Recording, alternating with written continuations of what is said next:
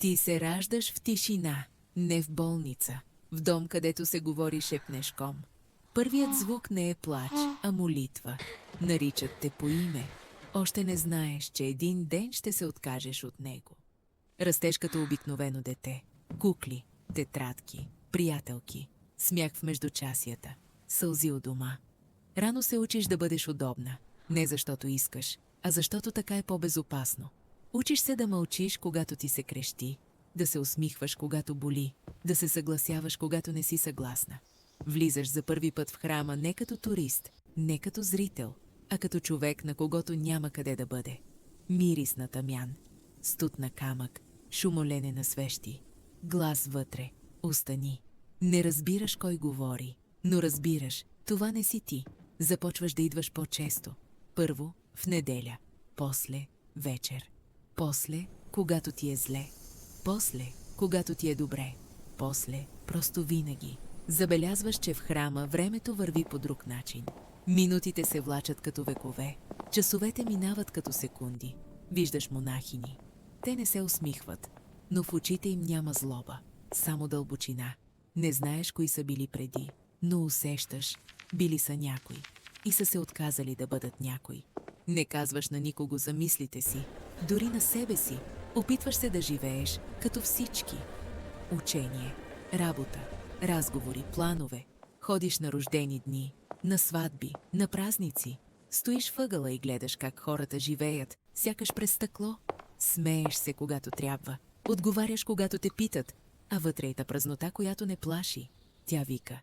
Не отиваш в манастир внезапно. Ти умираш за света постепенно. Започваш да говориш по-малко, да ядеш по-малко, да искаш по-малко. Отказваш се от грима, после от музиката, после от филмите, после от новините, после от себе си. Вече не се гледаш в огледалото. Не защото те е страх, а защото ти е все едно. Отиваш при духовник. Казваш, искам да си тръгна. Той не казва да, не казва не. Той казва, почакай. Ти чакаш. Месец, година, 5 години. Опитваш се да живееш иначе, да имаш връзка, да изградиш кариера, да намериш смисъл. Срещаш хора, те казват ми ти си добра, те казват ми ти си умна, те казват ми ти си красива. Ти не чуваш. Отново идваш и казваш, не мога по друг начин. Изпращат те в манастир да на послушание. Не за винаги. За проверка. Мислиш, че те чака молитва. Чакате студ. Мислиш, че те чака тишина. Чакате шумът на тенджери. Мислиш, че те чака Бог. Чакате му път. Първият ден – миене на подове. Вторият – миене на съдове. Третият – чистене на тоалетни. Четвъртият – пак подове. Не ти дават книги. Не ти дават уединение. Не ти дават време за себе си. Дават ти работа, мълчание, послушание. За първи път разбираш, тук не идват заради Бога. Тук идват, за да загубят себе си. Миеш подовете, а вътре в теб крещи. Дойдох да се моля, не да мия. Но никой не отговаря. Плачеш нощем във възглавницата. Тихо, за да не чуят. Мислиш, сгреших. Мислиш, няма да издържа. Мислиш, ще си тръгна. Но сутрин отново ставаш. В 4 сутринта, в студа, в тъмнината.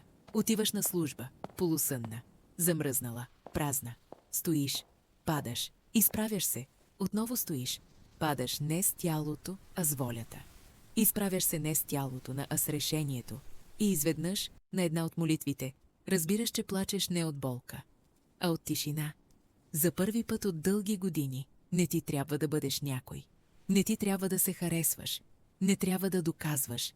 Не трябва да се оправдаваш. Трябва ти просто да стоиш, оставаш. Минава година, после втора, после трета.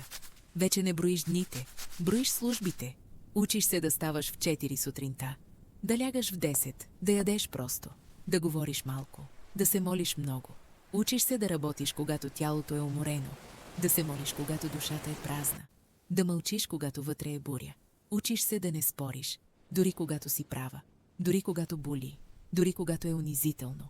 Учиш се да слушаш, учиш се да приемаш забележки, да не се оправдаваш, да не обясняваш, да не се защитаваш. Учиш се да бъдеш последна. Миеш подовете така, сякаш миеш чужди грехове. Чистиш свещите така, сякаш чистиш паметта си. Печеш просфори така, сякаш храниш света. Переш расата така, сякаш переш предишните си животи. Мислиш, че напускаш света. Всъщност, влизаш в него по-дълбоко от всички останали. Чуваш изповеди. Виждаш сълзи. Държиш чужди ръце, когато умират техните близки. Виждаш как хората идват в храма с гордост, с гняв, с страх, с отчаяние. И си тръгват. Не винаги по-добри, но почти винаги по-тихи.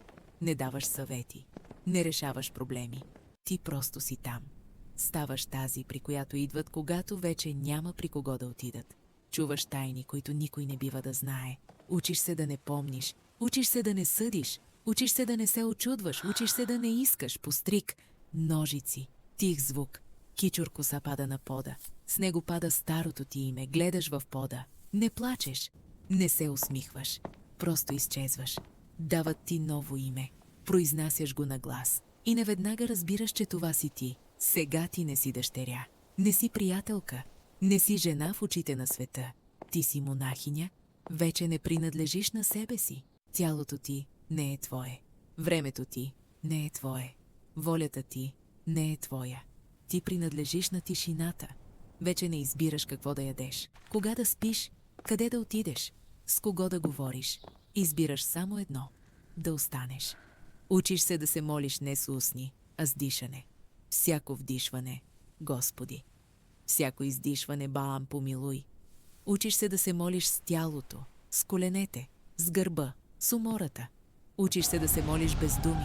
Когато думите свършат, светът живее. Вият сирени, рушат се градове, сменят се режими, появяват се войни, свършват войни, раждат се деца, женят се хора, строят се къщи, изгарят къщи, сменят се епохи, сменят се езици, сменят се богове, сменят се смисли, а ти миеш подове, переш расата, поправяш свещи, печеш просфори, поливаш градината, четеш псалми. Ти не спасяваш света, ти го държиш, за да не се разпадне. Ти не си омъжена, но не си сама, не си майка, но раждаш молитви всеки ден. Виждаш как твоите връстници стават майки, стават баби, стават снимки по стените. Ти ставаш тишина, погребваш родителите си, без истерии, без крясък. Пееш за упокойни песнопения със същия глас, с който вчера си славила Бога. Не принадлежиш дори на своята болка. Не носиш траур, ти живееш в него. Виждаш как умират други монахини. Тези, с които си делила хляба. Тези, с които си делила мълчанието. Тези, които са те познавали без думи. Виждаш как старите тела бавно престават да се подчиняват. Виждаш как очите остават ясни, когато тялото вече не може да стои. Виждаш как хората умират не с вик, а с тишина. И разбираш, така ще си тръгнеш и ти, остаряваш. Не по лицето, а в коленете, в гърба, в дишането. Вече не можеш да работиш както преди. Повече седиш, повече се молиш, повече мълчиш, поставят те на послушание, да четеш записки, четеш имена за здраве, за упокой, за мир, за болка, за онези, които не вярват, за онези, които не могат да простят, за онези, които са си тръгнали, за онези, които са останали. Четеш стотици имена всеки ден. Не познаваш тези хора, но познаваш тяхната болка. Молиш се за тези, които никога няма да узнаят името ти. Не знаеш дали това помага. Не знаеш дали той чува. Знаеш само едно. Нямаш право да спреш. Ти не си светец. Не си чудотворец. Ти си човек, който не си тръгна. Понякога ти е тежко, понякога ти е празно. Понякога си мислиш, ами ако съм сгрешила. Мислиш, ами ако целият ми живот е грешка. Мислиш, ами ако просто съм се оплашила да живея. Мислиш, ами ако можех да бъда майка. Мислиш, ами ако можех да бъда щастлива. Мислиш това нощем, в тъмното, в тишината. А сутрин отново ставаш, в 4 сутринта, и отиваш на служба. Защото щастието не е чувство, то е вярност. Защото любовта не е емоция, тя е избор. Защото Бог не е отговор, то е въпрос, който носиш цял живот. Не знаеш дали ще го видиш. Не знаеш дали той съществува така, както си го представяш. Знаеш само едно. Ти не си тръгнала. Когато умираш, до теб няма семейство. Няма деца. Няма съпруг. Има свещ. Има псалм. Има тих хор. Има стари ръце, които знаят как да затварят очи не за първи път. Има жени, които са живели с теб десетилетия в мълчание. Те познават бръчките ти по-добре от всеки. Те те измиват, обличат те, полагат те в ковчег, погребват те без шум, без новини, без памет в интернет. Никой не поставя паметник на живота ти. Никой не пише биография. Никой не снима филм. Но някъде по света в този момент някой не се отказва. Някой не стреля. Някой не отмъщава. Някой не слага край на живота си. Някой не разрушава семейство. Някой не убива враг. Някой не предава приятел. Ти не знаеш заради теб ли или не. Но знаеш, ти стоеше. Ти беше стена. Ти беше тишина. Ти беше тази, която не си тръгна. Ти си монахиня. И това беше целият ти живот.